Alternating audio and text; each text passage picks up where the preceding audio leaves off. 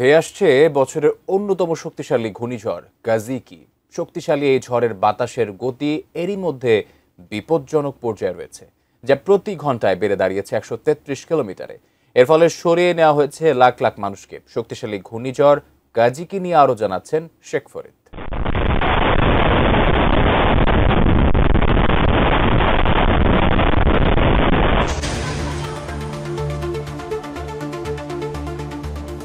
চলতি বছর মেঘ ভাঙন, ঘূর্ণিঝড় ও বৃষ্টিতে দক্ষিণ এশিয়ার বেশ কয়েকটি দেশ ভয়াবহ পরিস্থিতির মুখোমুখি হয়েছে। এমন পরিস্থিতির মধ্যেই ধেয়ে আসছে বছরের অন্যতম শক্তিশালী ঘূর্ণিঝড় কাজিকি। 25 আগস্ট বিকেল থেকেই এর প্রভাব স্পষ্ট হয়।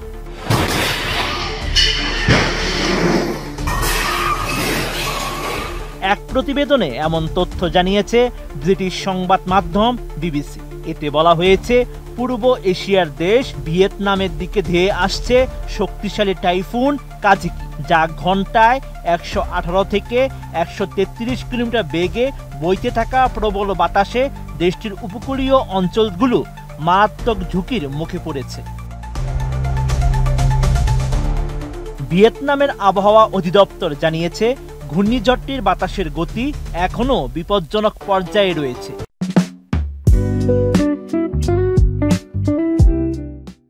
কর্তৃপক্ষের আশঙ্কা, কাজিকি গত বছরের ভয়াবহ টাইফুন ইয়াগির মতোই শক্তিশালী হতে পারে। ইয়াগি ছিল গত 30 বছরের মধ্যে সবচেয়ে বিধ্বংসী ঝড়, যাতে প্রায় 300 জন মানুষ প্রাণ হারিয়েছিল।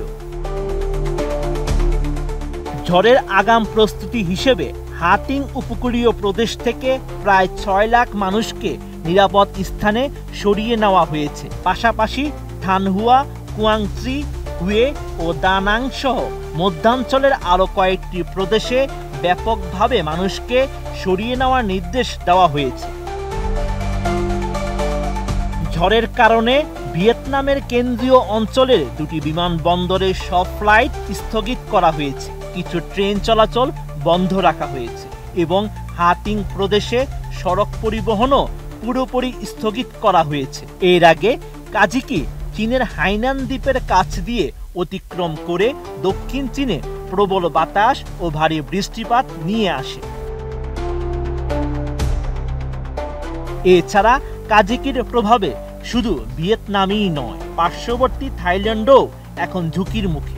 দেশটির কর্তৃপক্ষ এরই মধ্যে 58টি প্রদেশে আবহাওয়ার সতর্কতা জারি করেছে।